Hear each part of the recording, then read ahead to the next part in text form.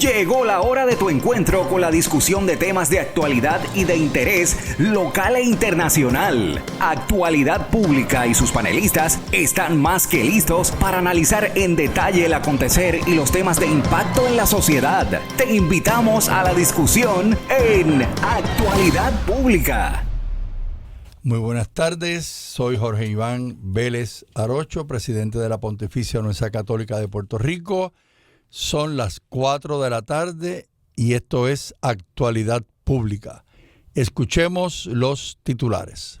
Si está sucediendo, en Actualidad Pública se discute. Un análisis desde la doctrina social de la Iglesia. Actualidad Pública. Hoy en Actualidad Pública. Continúa bajo discusión lo presentado en la Asamblea Eclesial de América Latina y el Caribe. Los panelistas de Actualidad Pública profundizan sobre los desafíos actuales de la Iglesia. ¿Cuáles son los desafíos y dolores que enfrenta la Iglesia en América Latina y el Caribe? ¿Es el abuso de poder y la corrupción uno de estos males? ¿Qué pueden hacer los laicos para que haya mayor coherencia con la fe que profesan? De esto y más lo analizamos en Actualidad Pública por Católica Radio.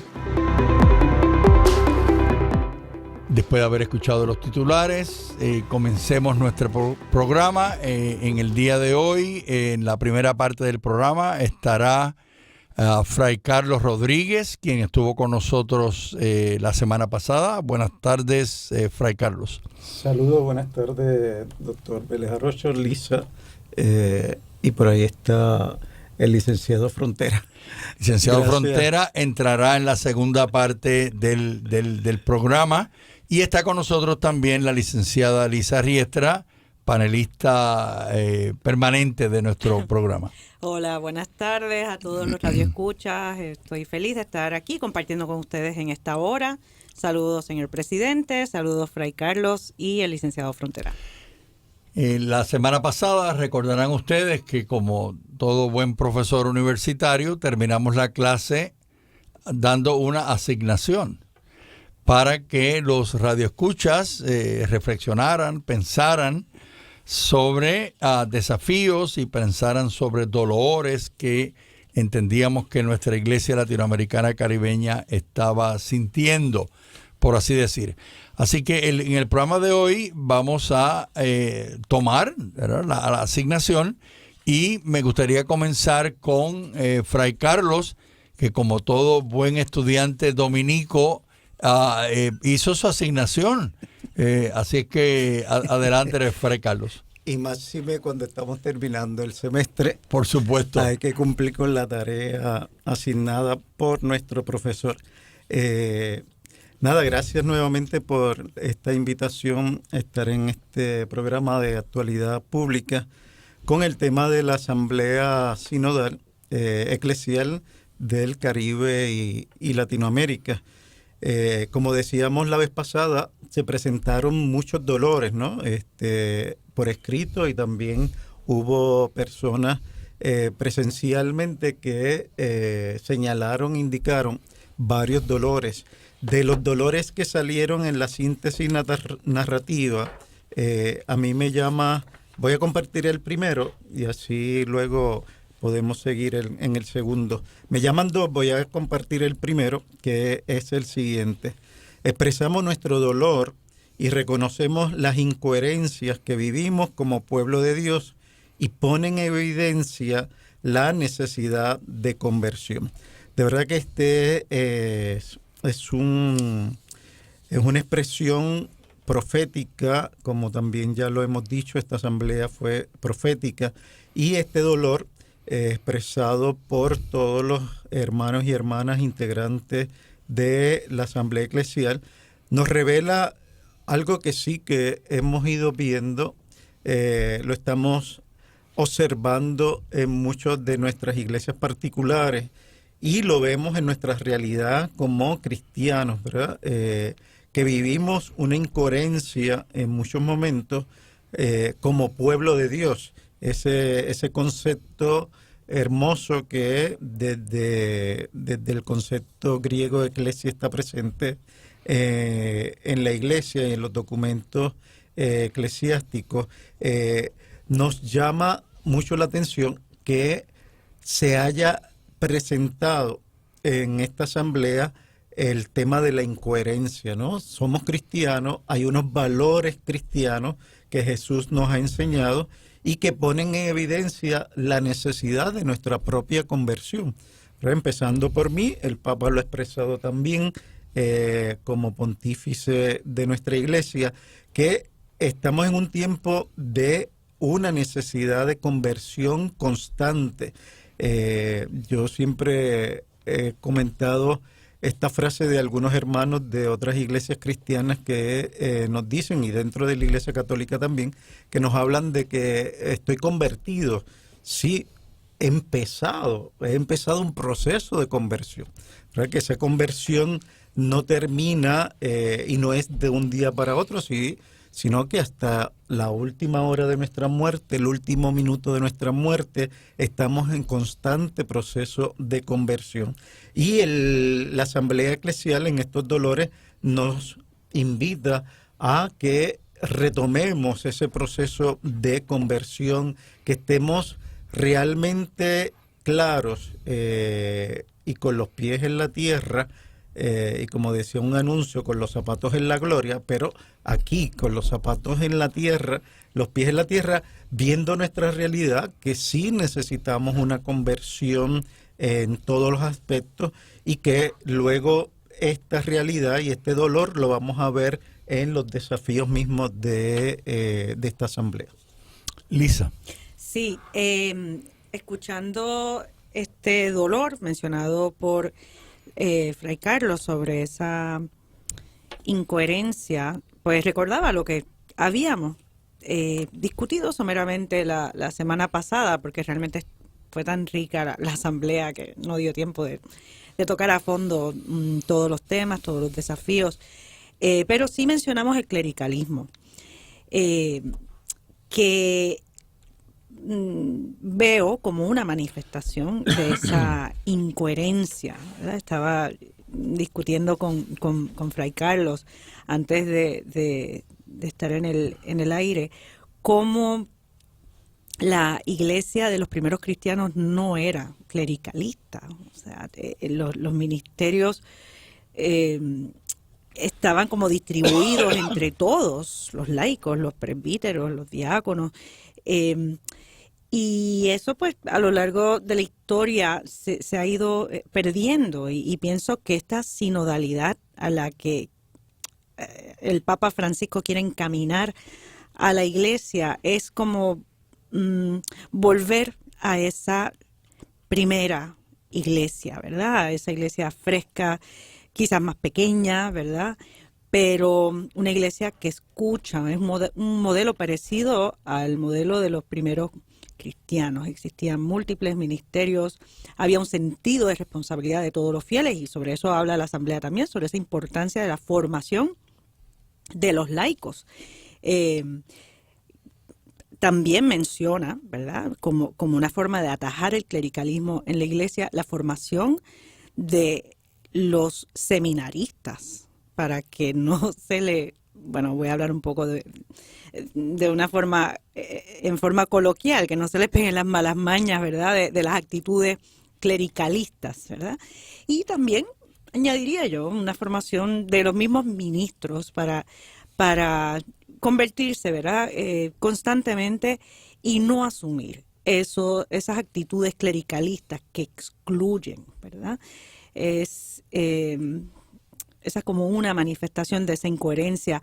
Otra manifestación de incoherencia es quizás como esa escisión entre la vida de la iglesia y la realidad económica, social, ¿verdad?, de cada contexto, de cada iglesia particular. Es muy importante estar arraigados en nuestra realidad, escuchar tanto a los que formamos parte de la iglesia como a las personas que no forman parte de la iglesia, ¿verdad? Entrar en ese diálogo, discernir, ¿verdad? Esa iluminación es tan importante. Y finalmente, pues, actuar por informar la sociedad con ese espíritu de hermandad, de cristianismo. como yo mencioné en el programa pasado, pues yo tuve la oportunidad junto a mi esposa de participar como asambleísta en esta asamblea.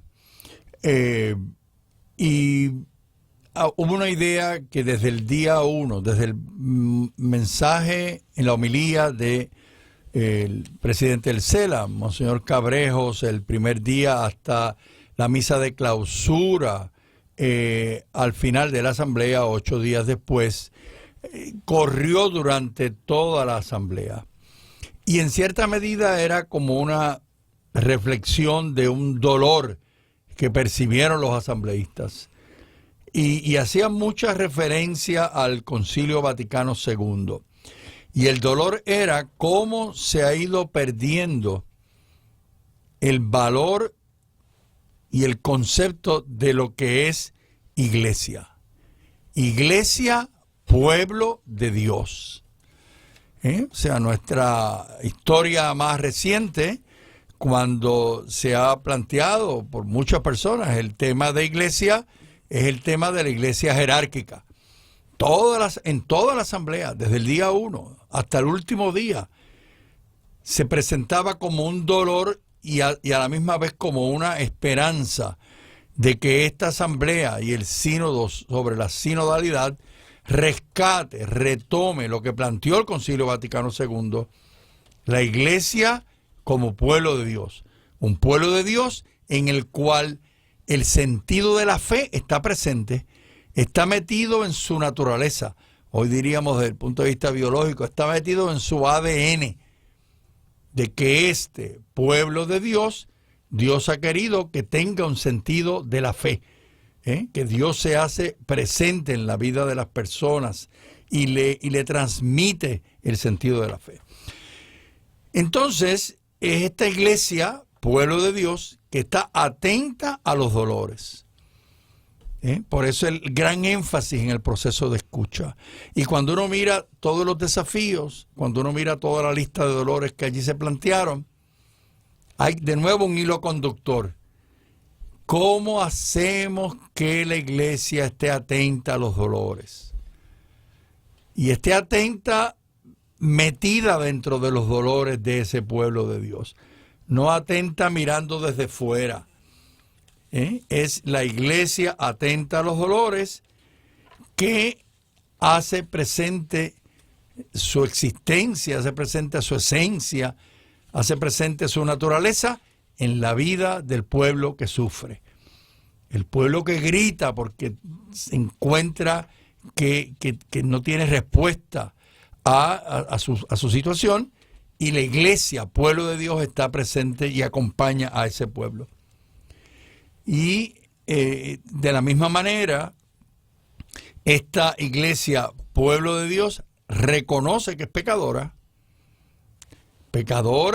renovada por Cristo Jesús, pero reconoce que es pecadora. Si no hay reconocimiento del pecado, de la cosa que no estamos haciendo bien, no puede haber conversión.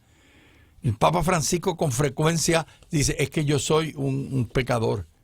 Un pecador, el Papa Francisco, ¿no? Y entonces es una convocatoria, es un llamado, es un jamaquión, diría yo, a que nosotros en este proceso de conversión tengamos claro que el reconocimiento del pecado es fundamental. Digo, anclado en la esperanza del Cristo Jesús que se hace presente en nuestra historia, pero reconociendo que el pecado forma parte de lo que es nuestra vida, y para que haya conversión tenemos que pasar por este proceso de reconocer el pecado, confiar en Cristo presente en nuestra historia para que haya esa conversión. Sí, repasaba la conferencia del padre Carlos María Gali, que él es parte del equipo teológico pastoral del CELAN, es excelente, se titula La Iglesia en Salida Misionera por el desborde del Espíritu, que ese tema del desborde lo comentamos en la semana pasada, y él tiene un apartado sobre todo sobre el tema del pecado y el tema de la conversión permanente del pueblo de Dios. Esto lo traigo a colación por el dolor que expresé ahorita de esa incoherencia y de esa necesidad evidente de la conversión permanente. Y como dijo el doctor Vélez Arocho, el Concilio Vaticano trabajó profundamente con ese tema de conversión. Estamos en una iglesia que es constantemente, que está siempre en reforma, y reforma y conversión. Entonces, el peligro, como decía Lisa, del clericalismo es también, que nos podemos olvidar de estos procesos que son constantes y que a través de la historia ha permanecido, ¿no? Permea nuestra historia de la iglesia desde los primeros siglos hasta el día de hoy. Y como cristianos católicos estamos invitados a que podamos tener ese proceso de conversión permanente, sin olvidar lo que acababa de decir el doctor Vélez Arocho, reconocernos pecadores, porque es ahí, dirá San Pablo, que es donde la gracia va a actuar, y haciendo ese paso que no podemos olvidarnos, ¿no? Que esto es día a día, nos levantamos, como yo digo a mis estudiantes, hay 3 verbos principales que yo resumo el Evangelio de Jesús, y le llamo el APS, ¿no? Así con ese misterio para nuestras clases de teología básica, el APS de Jesús: amar, perdonar y servir. Y estamos en un proceso constante de conversión, en amar, que no es fácil. Y el Papa, en su libro de Soñemos Juntos, ¿no? Que es una reflexión del Sínodo de la Amazonía, lo trae tan claro que él mismo presenta su dolor, ¿no? Que a pesar de que hubo sinodalidad, todavía hay gente quejándose. Por eso es importante tocar el tema y que lo dialoguemos, el tema del dolor, de esta incoherencia y de la evidencia de la conversión. Nosotros estamos, como decía San Pablo VI, que la iglesia es evangelizadora a través de una conversión y renovación constante para evangelizar al mundo de manera creíble. Y esto se dijo en los 60, se ha dicho a través de la historia, y que ahora, bajo el pontificado del Papa Francisco y de la Asamblea Eclesial Latinoamericana y el Caribe, vuelve a florecer, vuelve a que todos los integrantes, ese pueblo de Dios, que no es la jerarquía, ¿verdad? Como decía en el programa anterior, nos hemos quedado con ese pueblo de Dios, iglesia de Dios, con el concepto medieval, que es la alta jerarquía, todos los que son cleros, pero los que no somos, pues seguimos abajo, ¿no? Y ese es un concepto que hay que convertirnos al concepto de pueblo de Dios y profundizar en esa imagen que muchos tenemos de iglesia, pueblo de Dios. Lisa. Ese modelo medieval que mencionaba Fray Carlos realmente hoy día pues no tiene mucho sentido. Voy a retomar un poco lo que dije anteriormente de la importancia de la formación de los laicos. Pues no tenemos ni siquiera, obviamente no estoy quitando el papel tan importante que tienen los catequistas, que cada vez son más las mujeres, ¿verdad?, que dan ese servicio y hombres, pero los recursos están disponibles. Tenemos un catecismo de la Iglesia, tenemos un compendio del catecismo de la doctrina social de la Iglesia disponible en Internet. Hay documentos publicados en Internet del magisterio de la Iglesia, ¿verdad? Escritos del Papa. Podemos conocer casi de inmediato lo que está en la mente y en el corazón del Papa. Podemos formar grupos para estudiar las enseñanzas de la Iglesia, porque ese proceso de conversión no es solamente para los demás, ¿verdad? Pues obviamente sí, todos podemos mejorar y a veces pues destacan más lo que hacen mal los otros, ¿verdad? Sin reconocer nosotros que también somos cada uno, ¿verdad?, pecadores. Esa conversión constante es necesaria, una conversión de corazón, y llevará a un crecimiento constante hacia la coherencia, hacia la autenticidad. Yo me estaba preguntando, ¿verdad?, esta mañana, sabiendo que íbamos a tener este programa, que muchos quizás podrían preguntarse por qué otro evento más como la Asamblea Eclesial, que sí tiene la novedad de que había una participación especial de los laicos, pero ¿por qué otro encuentro más, verdad? Como, no sé, a veces las personas que pueden criticar, pues formar un comité para pensar y planificar la actuación, cuando lo que hace falta es la acción, ¿verdad? Bueno, pues porque necesitamos primero, ¿verdad?, iluminar nuestra razón, discernir, ejercitar la prudencia para renovar la iglesia desde la identidad de cada cual, ¿verdad? Somos hijos de nuestro tiempo, y así como en el Concilio Vaticano II fue como un llamado a ese, bueno, se hablaba mucho del ayornamiento, de ese renovar la iglesia. Pues somos hijos de nuestro tiempo, nos toca ahora hacer iglesia, nos toca ahora influir en el ambiente en el que estamos cada uno, pero a través de esta participación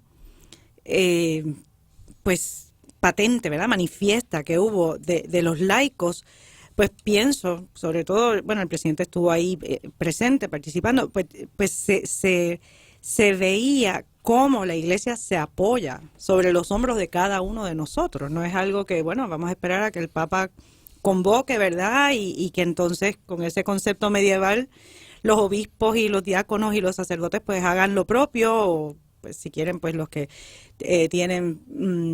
pertenecen a la vida religiosa, pero pues los laicos esperamos a recibir órdenes. No. El Papa dijo, ustedes se mojan, ustedes vienen aquí y queremos escucharlos y queremos apoyarnos en ustedes. Que ha sido el mensaje del Papa desde el día 1, como bien nos lo ha manifestado. Antes de ir a la pausa de esta primera parte de Actualidad Pública, yo quería enfatizar otro dolor que estuvo presente a lo largo de los 8 días y que estaba presente en los dolores específicos que fueron señalados. Y es el tema de la cultura del poder que estaba presente en la iglesia. Digo, que estaba presente y que está presente en la iglesia. Aún en la iglesia, pueblo de Dios. O sea, la situación de poder y cómo esa situación de poder corrompe la palabra y la expresión que se utilizó allí, que el Papa Francisco lo ha utilizado anteriormente. El poder corrompe. Y es interesante que este programa hoy se esté presentando en un momento en que en Puerto Rico está de nuevo enfrentando una situación de corrupción en el país. Entonces, el tema del poder es un llamado a que miremos nuestras acciones, que miremos nuestras estructuras, que miremos nuestro proceder para entender si de verdad vivimos una situación de poder que corrompe y que hace un gran daño a la iglesia. Nos vamos en un receso y volvemos próximamente. Gracias. Actualidad Pública. Regresamos, amigos y amigas, a Actualidad Pública por Católica Radio. No se asusten, no tienen que ajustar el micrófono ni las bocinas, es que hemos tenido un cambio técnico y he entrado yo a esta segunda parte del programa. Yo quisiera retomar la discusión precisamente donde la dejó el presidente en la primera parte con el tema del poder y la corrupción. Precisamente esta semana el Papa hacía un señalamiento sobre eso, donde decía que vivimos escandalizados de los pecados de la carne y no nos damos cuenta que esos no son los peores pecados. Los peores pecados son los pecados de la hipocresía y los pecados del abuso de poder, y los que son los que van directamente de la integridad de la persona. Y esa idea del poder que corrompe, ¿verdad?, era uno de los dolores que en la síntesis se marca precisamente sobre el sistema democrático, donde nos habla de la crisis de la democracia de los sistemas políticos de América Latina y el Caribe, la extendida corrupción y la impunidad, el aumento de la violencia estructural y cultural, la legitimación del narcotráfico, la violencia contra la mujer. Entonces, hablábamos en la pausa, ¿no? Cuánto todo este esfuerzo que hemos hecho también institucionalmente en RESTI, ¿verdad? Con las certificaciones y las de responsabilidad social, transparencia, integridad.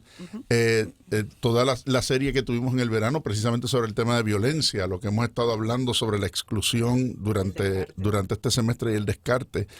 Y lo que estamos viendo en las noticias de esta semana, ¿verdad? Como mencionaba el presidente con el tema de la corrupción, pues eso nos tiene que doler definitivamente, y nos tiene que doler no solamente en el ámbito social, nos tiene que doler como cristianos, pero es también uno de los desafíos que mira la Asamblea. Y precisamente ese elemento de cuánto impacto tiene la fe en la vida social y cuánto impacto tiene la fe en la vida política y cuánto impacto tiene la fe y en la realidad de la transformación social. Y lo hablaba desde esa perspectiva de el dolor de la debilidad de la experiencia de fe, el dolor de la pasividad misionera, de la falta de compromiso social, el distanciamiento de la comunidad eclesial de los problemas reales y actuales que requieren nuestro compromiso, y el dolor por la incoherencia de los políticos católicos y por la falta de participación en el ejercicio de un significativo liderazgo en el mundo. O sea, yo creo que es esa combinación, ¿verdad? Por un lado, sí está bien, hay que denunciar la corrupción, hay que denunciar la impunidad, pero ¿qué estamos haciendo desde el lado de la fe, desde el lado de los que creen, para insertarse, para motivar cambio y para hacerlo con conciencia cristiana, ¿verdad? Porque no es la justicia social en el aire, sino es la conciencia de una justicia social que arraiga en la dignidad del ser humano, que tiene su fundamento en el ser imagen y semejanza de Dios su creador, ¿verdad? O sea que ¿qué estamos haciendo y frente a ese dolor y frente a ese desafío y como propuesta, ¿verdad? Y todo eso que hemos estado haciendo en la universidad precisamente en esos temas, pero es una de las grandes preocupaciones de la Asamblea Eclesial de cara a eso, que ya los obispos en Aparecida lo señalaban como uno de los retos más significativos en esta América nuestra. Carlos. Sí, ese tema del poder que lo vemos en todas las esferas, ¿no? Desde la pequeña familia nuestra hasta las grandes instituciones, incluyendo pues la institución iglesia, mirándola como institución. Y por eso el dolor que presenté al principio, ¿no? Del dolor de reconocernos que somos pecadores y que tenemos, y es evidente en la necesidad de la conversión, este poder que lo vemos, como ya se ha dicho anteriormente, en Puerto Rico lo estamos viendo constantemente, esta violencia rampante que está generando también un poder en unos espacios específicos en nuestra sociedad. Escuchaba esta semana que ha habido aproximadamente 32 niños asesinados en lo que va de año, y ya estamos terminando, es demasiado, aunque sea uno, ¿verdad? Es mucho. Y para mí ese tema, como lo ha señalado el licenciado Frontera, el tema de la fe, que va unido a la coherencia, como si hacemos un censo de todos los que vivimos en Puerto Rico, de todos los que estamos en la política, que estamos en las diferentes instituciones, nos van a decir, ¿verdad? Si hacemos un censo, una encuesta, ¿soy cristiano, no soy cristiano?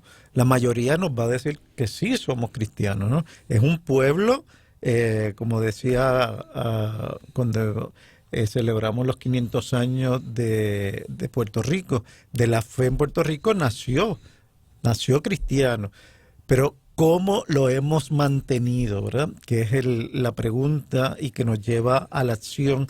¿Cómo mantener esa fe, esos valores del cristianismo que se metan. Escuchaba yo hace poco a un fraile hablando del hábito y hacía una oración, que el hábito se me haga piel.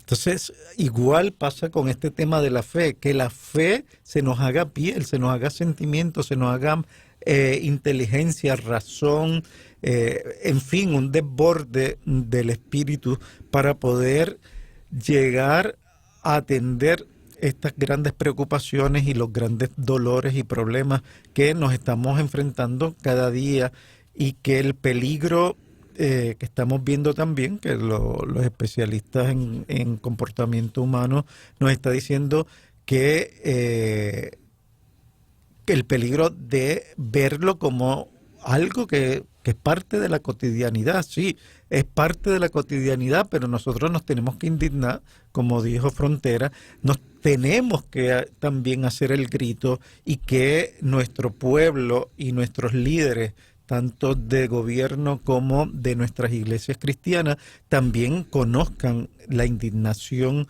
como pueblo de Dios. Hablando de ese poder, ¿verdad?, que corrompe, al hablar del clericalismo en la Asamblea, uno de los documentos que publicó y que está en la página de la Asamblea Eclesial de América Latina y el Caribe, la síntesis narrativa con los marcadores de la Asamblea Eclesial en el tema 2.7 del clericalismo, pues menciona el dolor que causa el clericalismo, y dice que muchos miembros del clero asumen ese sitio como espacio de poder y de superioridad, y no como sitio de servicio, ¿verdad? Esa es la misma etimología de la palabra ministerio, ministro, diácono. Y recordaba esa frase de Benedicto XVI, del Papa Francisco, de que lo importante es el tiempo. El tiempo supera el espacio, ¿verdad? Significando que es más importante establecer procesos por encima de tener unos espacios de poder que se posean, ¿verdad? Y se quiera excluir a los demás, limitando algo que es un servicio por una razón divina, sobrenatural, a un lugar político, ¿verdad? Como una escalera que hay que subir para satisfacer la ambición propia. Recordaba leyendo esto, pues una medida que yo sé que causó algo de crítica de Padre Obispo, del obispo de la diócesis de Ponce, Padre Obispo Rubén Antonio González, que cuando llegó hubo como un terremoto en la diócesis, porque cambió a los párrocos, ¿verdad? Y ya ha habido otro cambio también de párrocos, algunos de los cuales llevaban mucho tiempo en su parroquia. Y siempre le decía lo mismo a la gente que a veces se me quejaba de esos cambios. Yo le decía, bueno, sí, ok, yo entiendo que uno puede acostumbrarse a su párroco, y pues ya tiene esta relación cercana con un párroco que puede ser el director espiritual de uno, tal. Pero ese cambiar es muy saludable, porque cuando una persona, y lo vemos también en nuestro país, ¿verdad? A veces vemos alcaldes que llevan muchísimos años de alcalde y al final pues se descubre un esquema de corrupción, o que se habían acostumbrado al espacio y pues, han visto un espacio de impunidad, ¿verdad? Y bueno, pues algunos han terminado arrestados y convictos en la cárcel. Pues es bueno que haya un cambio para, de nuevo, recordar con hechos que no ocupan espacios, ¿verdad?, sino que están para servir al pueblo de Dios. Con esto no estamos, ¿verdad?, al manifestar estos dolores, al señalar quizás pues cosas que se pueden ver como defectos, no estamos diciendo que la iglesia no es santa. La iglesia es santa, es el cuerpo de Cristo, la cabeza es Cristo, que es santo, ¿verdad? pudiéramos decir es un invento de Cristo, ¿verdad? Pues para mantener su presencia aquí en la tierra. Pero tiene una dimensión humana, que vamos camino al cielo, ¿verdad? Pero que es susceptible de mejora mientras estamos aquí, ¿verdad? En este peregrinar terreno.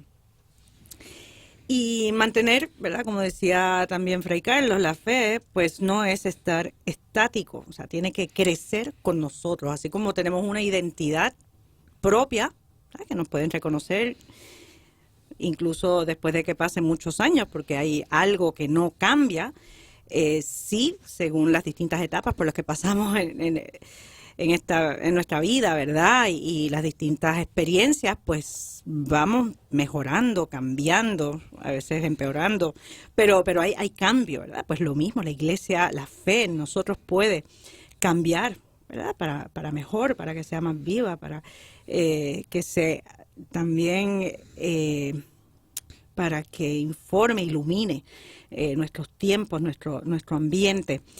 Y escuchando esa comparación que hizo Fray Carlos, ¿verdad? De ese hábito que se debe hacer piel de uno, pues recordaba una consideración que hacía un sacerdote de una frase de San Agustín que hablaba de este caminar terreno, ¿verdad? Que se termina, que él interpretaba que ese finalizar el tiempo en esta tierra, pues no es un terminar como cuando uno come, ¿verdad? Y dice, pues se acabó el pan, pues se acabó el tiempo aquí en la tierra, sino que era más bien como refiriéndose a un traje que se termina, que se confecciona. Cuando ya me he revestido de Cristo, pues entonces ya estoy lista para llegar al cielo.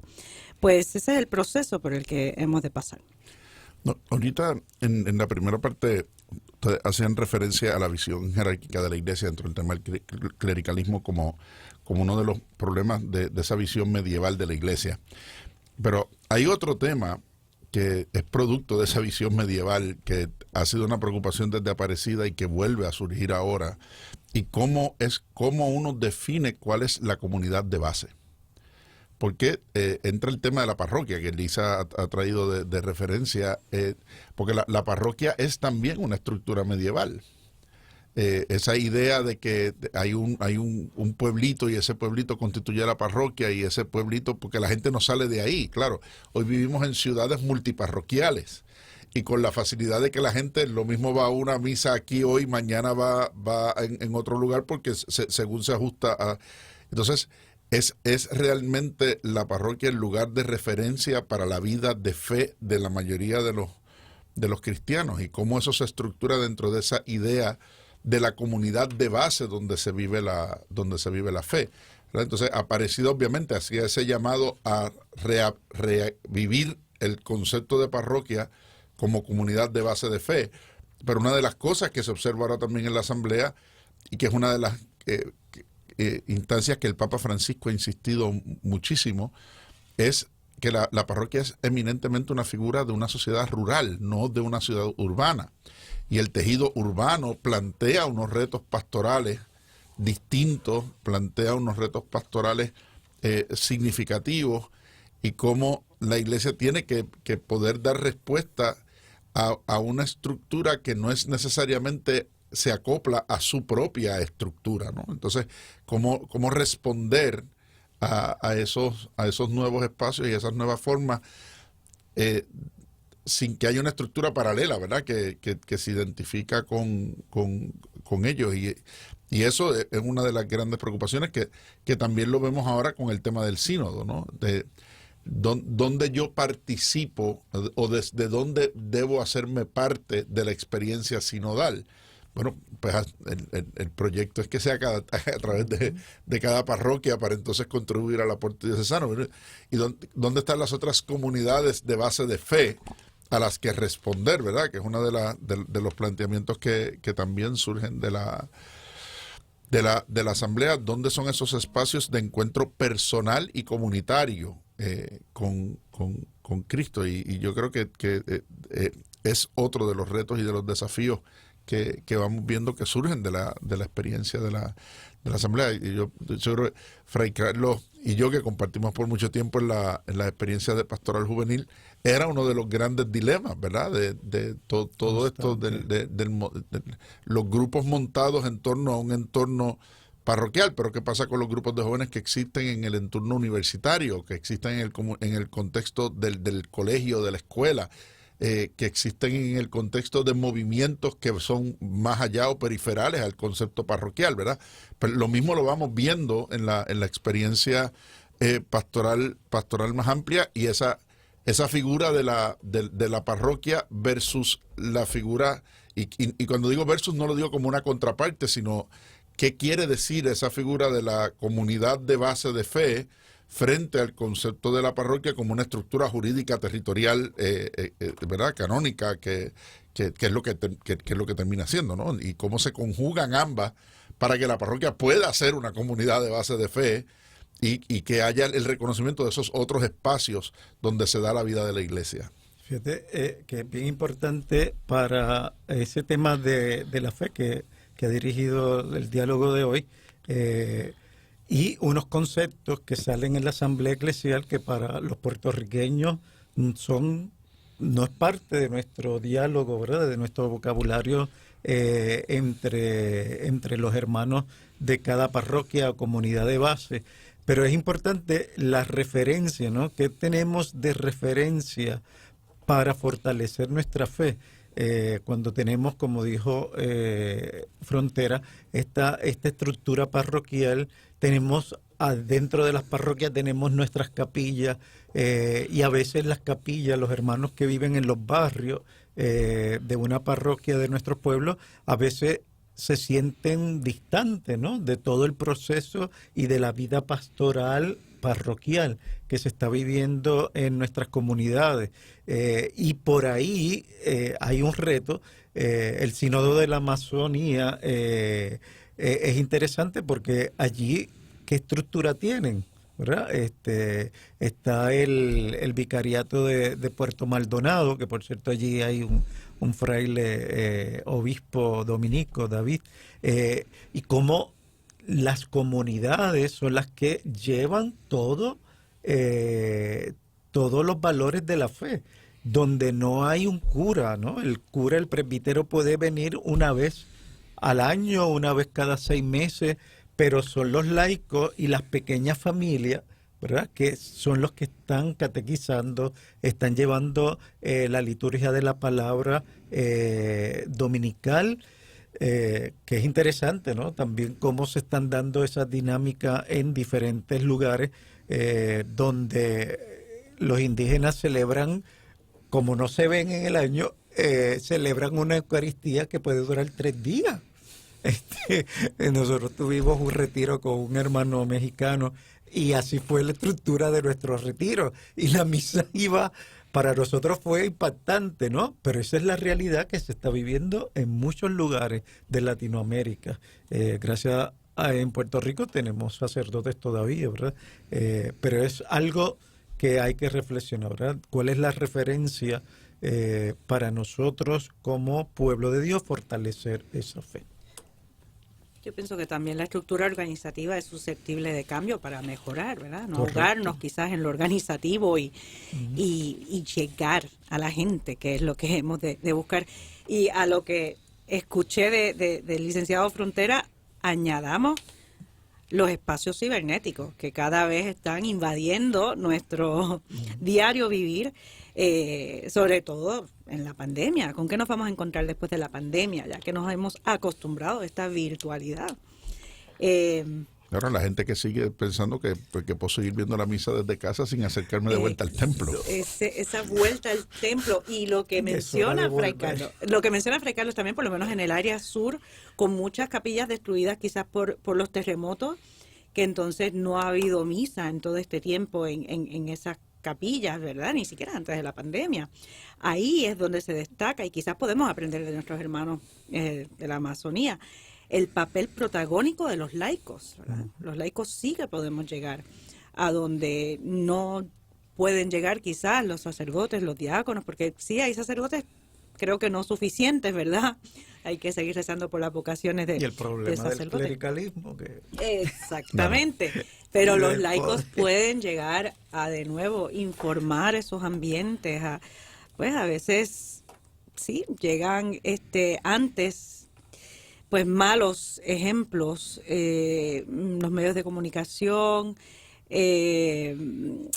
pues trae modelos pues negativos a los jóvenes, y quizás por ese mismo aislamiento pues no llega la evangelización a ellos. O sea que ahí es donde tenemos que decir presente los laicos. Y yo creo, ¿verdad? Y con esto terminamos el programa, insistir lo que decíamos hace 2 semanas atrás, sobre qué aprender de la estructura de la Asamblea para nuestra realidad social, ¿verdad? Y esto que hemos hablado, como Lisa decía ahorita, ¿verdad? Estamos viendo dolores, pero no nos quedamos en esos dolores. Esos dolores vienen acompañados, obviamente, de una reflexión, desde esa experiencia de reconocer dónde están nuestras fallas, a que también hay unas esperanzas, hay unas luces que nos dicen, espérate, seguimos estando aquí, seguimos siendo relevantes, seguimos teniendo importancia y seguimos teniendo una misión que realizar, que es la misión que Jesucristo le ha encomendado a su iglesia.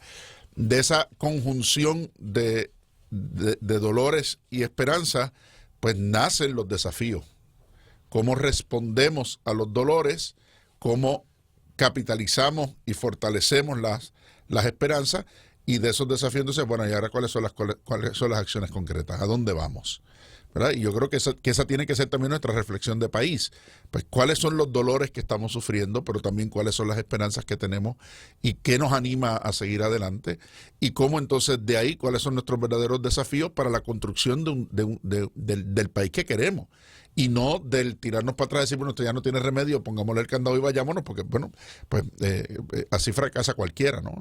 Y esa no puede ser la mentalidad cristiana. Yo creo que el tiempo del Adviento que estamos también nos lo recuerda. O sea, la mentalidad cristiana no es nunca mentalidad ni de pasado ni de fracaso, es mentalidad de esperanza.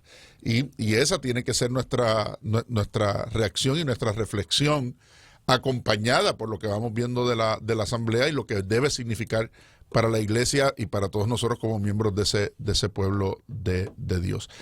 Gracias, Fray Carlos, gracias, Lisa, agradecemos al presidente que nos estuvo acompañando en la primera parte, y a ustedes, queridos amigos de Radio Escuchas, que viernes tras viernes están con nosotros por aquí en Actualidad Pública por Católica Radio. Será hasta la semana próxima.